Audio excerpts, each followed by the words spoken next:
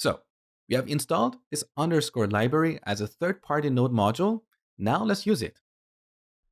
So back in VS Code, I'm going to create a new file in the root of this project and call it index.js. Now here, you're going to use our require function to load the underscore module. So var, by convention, we use an underscore for referring to the underscore library. Use the require function, and as the argument, we supply underscore. Now, this is how the require function works.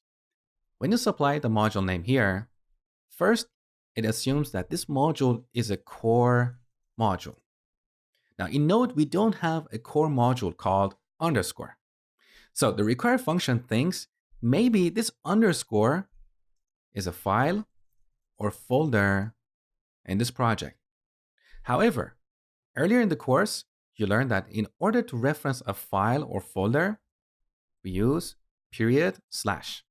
So if the argument to the require function was period slash underscore, then the require function would assume that here we have a file called underscore.js in the same folder.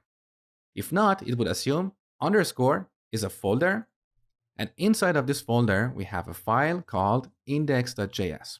But in this case, we neither have a file or folder called underscore inside this project. So the require function moves on to the third step. It assumes that this module we have specified here exists inside the Node modules folder. So this is how the require function resolves a module. First, it assumes it's a core module. Otherwise, it assumes it's a file or folder. And if not, it looks for that module inside of the Node modules folder. Okay? So we have loaded the module. Now let's use it. If you head over to underscorejs.org, you can see the documentation for the underscore library. This library includes lots of useful utility functions. The one that I'm going to use in this lecture is contains. So this is how it works.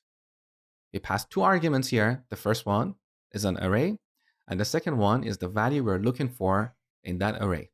And in result, we get a Boolean. So let's call this method and make sure we loaded the underscore module properly. So underscore dot, and look, here we get IntelliSense, so contains. First, we give it an array, 1, 2, 3, and then a value like 2.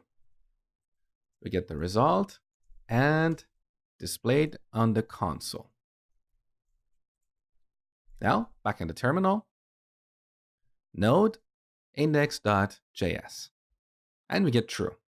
So this is how you use third-party Node modules in your applications.